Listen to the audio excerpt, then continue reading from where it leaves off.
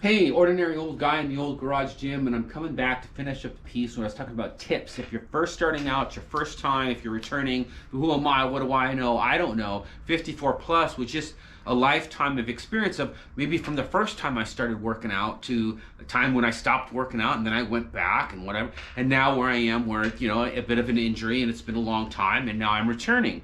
What have I learned? What would I do different? Because lots of times when I started to work out again, I kind of went back to the same routines. And probably the biggest piece of that is not having a lot of patience.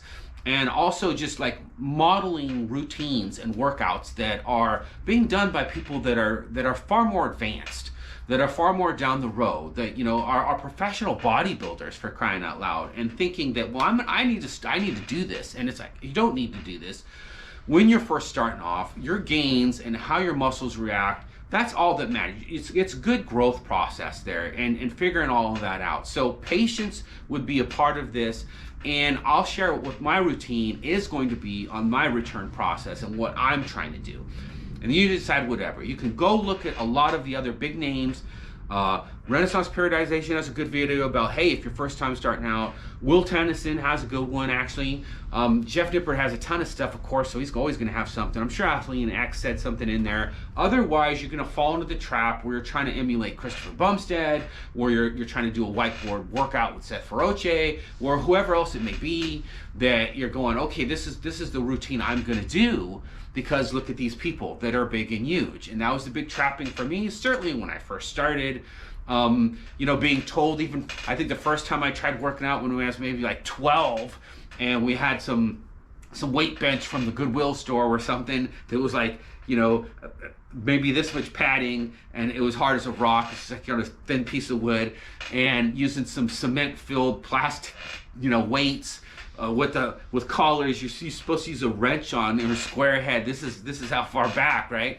And being basically instructed of like, okay, you got to do 3 sets of 10 and this and this and that, and and again, it was coming from a very adult perspective, and try to do that. And I think I actually tried to like work out consistently for a couple of weeks, and it was horrible because it was so sore and all this stuff. And said, forget, I'd rather go ride a bike, play football, do all kinds of fun things with my friends than to do this stuff. Anyways, certainly I went back, and the next time, when I was older, of trying to work out, it was basically the same mentality. Okay, what do you need to do? Okay, go for 3 sets of 10. Okay, no, there's new routines. And then I go back all the way to the time when Lee Haney was the big guy who was winning all the championships and all that stuff, and then Dorian Yates came in, and so then you're going, okay, follow these routines, and it's ridiculous. So that's where I would start. Those other routines that the other people, awesome people with all the millions of viewers are posting, they're very solid and they're great ideas. And for me, I think my give back is patience, patience, patience, and develop your habit and your mental space for it, right? Because if you don't get that set up, and especially getting the habit piece, I prefer to go ahead and do a routine that's going to get me committed to doing something the 5 days. Right? Okay, you do 4 days. And why am I picking 5? Because it becomes such a habit for me, right? And then if something does happen and I miss that, it's not a huge impact. Whereas if I'm doing a full body and it's a few days a week and then I miss something, that's a big gap. It could be fine, but at that point in time, I don't know. I'm more so of like making sure that I'm thinking about the rest. I saw one of the programs, do some tricep push downs and stuff. I don't even know if that's even necessary when you first start.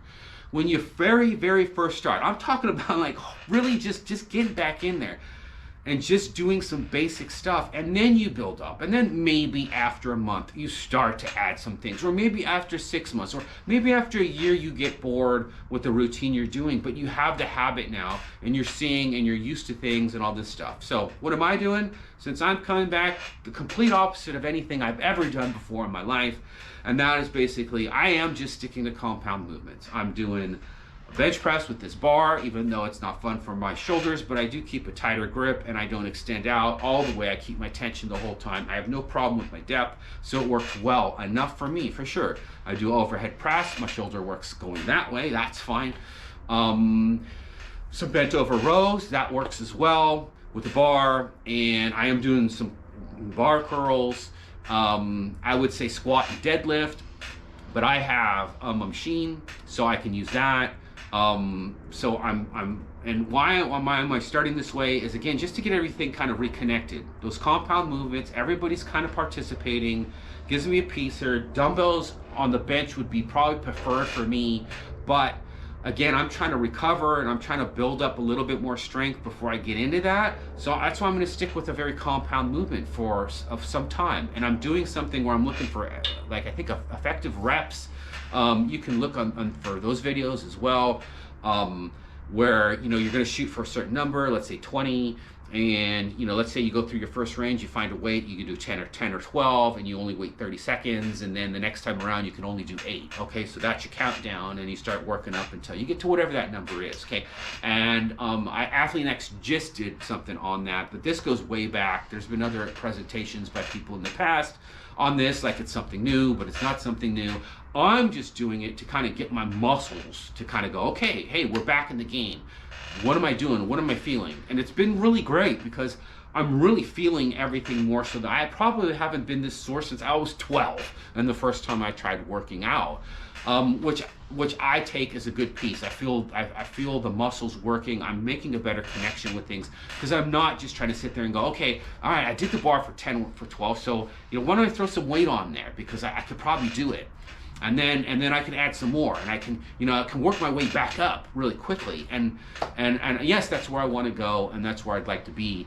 But that's where I'm at, and I'm just making sure I have the routine. So I'm doing like one thing. Yep, that's it. What? That's the dumbest thing I've ever heard. No, one thing a day is all I need to kind of get back into the habit and the routine. Come out here, I'm going to just do some bench. Okay, now given I do my shoulder rehab exercises before, which is very time consuming. So I do all of that, and then I do an exercise. So I'm spending some time out here in the garage gym, right? So for me, that's okay. And it's about just getting that habit established. If you want to start to mess around, mix a couple together, that's up to you, right?